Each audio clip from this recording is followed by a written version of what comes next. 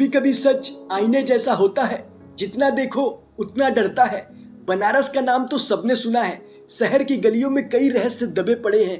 यही रहता था डॉक्टर रीवान, एक जाने माने साइकेट्रिस्ट। लोग कहते हैं उसकी थेरेपी से कोई भी ठीक हो सकता है, लेकिन कुछ महीने में उसका नाम एक मर्डर केस से जुड़ गया।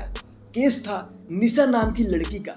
लोग कहते हैं डॉक्टर रीवान ने उसे मार दिया, लेकिन रीवान कहता है मैंने उसे बचाने की कोशिश की थी, लेकिन उसने खुद को खत्म कर लिया। अब किस पर भरोसा करें, डॉक्टर पर या सबूतों पर?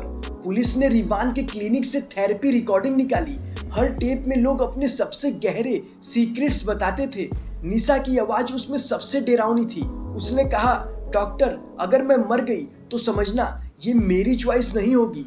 अब सवाल बड़ा था, वो लड़की जानती थी कि उसकी मौत नॉर्मल नहीं होगी, तो फिर किसने लिखा था उसकी किस्मत? इन्वेस्टिगेशन में खुला कि रीवान हर पेशेंट को एक अजीब साइकोलॉजिकल टेस्ट देता था। नाम था द मिरर टेस्ट। इस टेस्ट में इंसान अपने रिफ्लेक्शन से बातें करता था।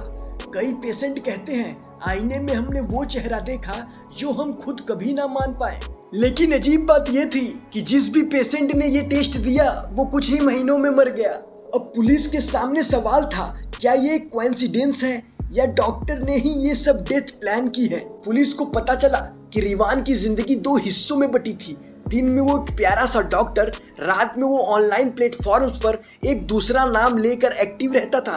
और वो प्लेटफॉर्म्स एक डार्क वेब पर थे, जहां लोग अपने डार्क विशेस लिखते थे और रीवान वहां से उन्हें मैनिपुलेट करता था। तो अब सवाल उठता है कि असली रीवान कौन था, एक हीलर या एक मैनिपुलेटर? रीवान का बचपन भी रहस्यमयी था। उसके पिता भी एक साइकेट्रिस्ट थे, लेकिन उनकी भी मौत सस्पिशियस थी। कई लोग कहते हैं रीवान ने बचपन से ही मौत और साइकोलॉजी के खेल को समझ लिया है। अब सवाल ये था कि क्या सच में वो लोगों का इलाज कर रहा था या बचपन से ही एक्सपेरिमेंट कर रहा था? आखिर सच सामने आया। असल में रीवान ने एक एआई बेस्ड साइकोलॉजिकल मॉडल बनाया था। नाम था द मिरर कोड। ये मॉडल पेशेंट की सोच और बिहेवियर प्रिडिक्ट करता था। लेकिन धीरे धीरे ये मॉडल इतना पावरफुल हो गया कि उसने खुद ही लोगों की जिंदगी कंट्रोल करना शुरू कर दिया। पेशेंट वही करने लगे जो एल्गोरिदम प्रिडिक्ट करता था, और जो उसका सामना नहीं कर पाया उसकी मौत हो गई। पुलिस ने रीवान से पूछा, क्या तुमने निशा को मारा है? रीवान मुस्कुराते हुए बोला, मर्डर मैंने नहीं किया, उसका खुद का दिमाग मेरे खिलाफ हो गया।